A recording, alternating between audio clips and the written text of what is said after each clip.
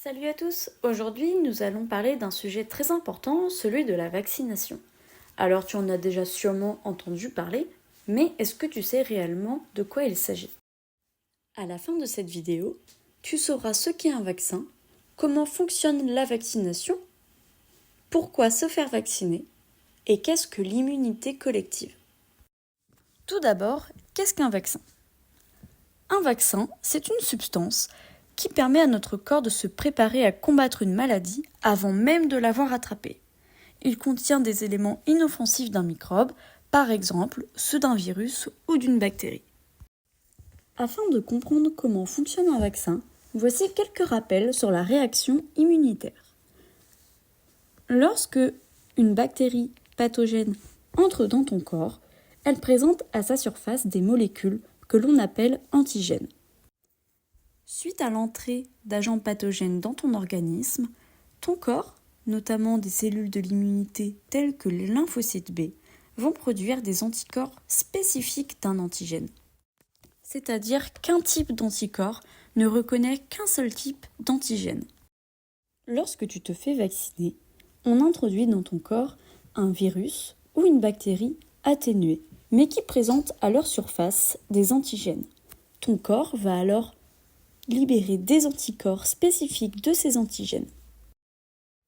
Grâce à la vaccination, si tu te fais infecter par un agent pathogène et que tu t'es fait vacciner pour cet agent pathogène, ton corps aura déjà produit des anticorps spécifiques et donc pourra combattre cet intrus.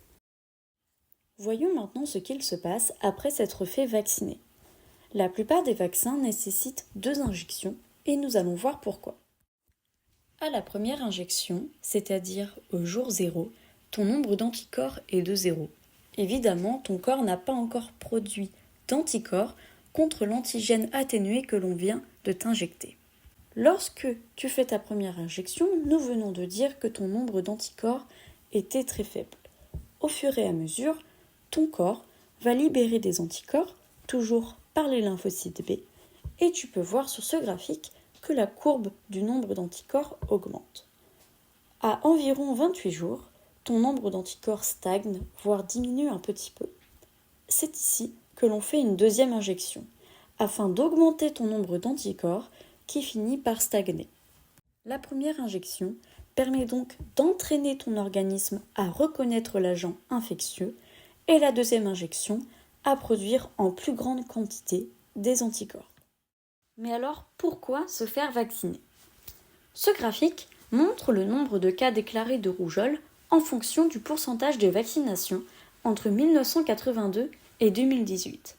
Et tu peux voir que lorsque le pourcentage de vaccination augmente, c'est-à-dire que la totalité de la population est vaccinée, le nombre de cas déclarés diminue.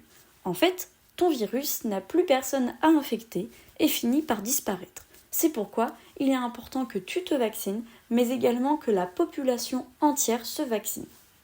Voyons maintenant ce qu'est l'immunité collective. L'immunité collective, c'est une protection contre une maladie infectieuse qui se produit lorsqu'une part importante de la population est immunisée.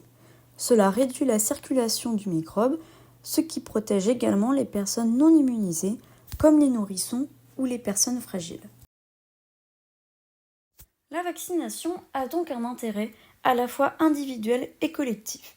Elle permet de lutter contre des épidémies, par exemple des épidémies récentes comme celle de la Covid-19 ou la grippe A, et permet également de protéger les personnes à risque. Cependant, on peut entendre toutes sortes d'informations concernant la vaccination, mais certaines ne sont pas vraies, on les appelle les fake news. Pense à vérifier les sources avant de croire une information et de la partager. Pour résumer cette vidéo, se vacciner, c'est à la fois protéger sa santé, protéger les autres et éliminer les maladies. Maintenant que tu as regardé cette vidéo, la vaccination n'a plus aucun secret pour toi. Je t'invite donc à réaliser le QCM disponible sur Pronote.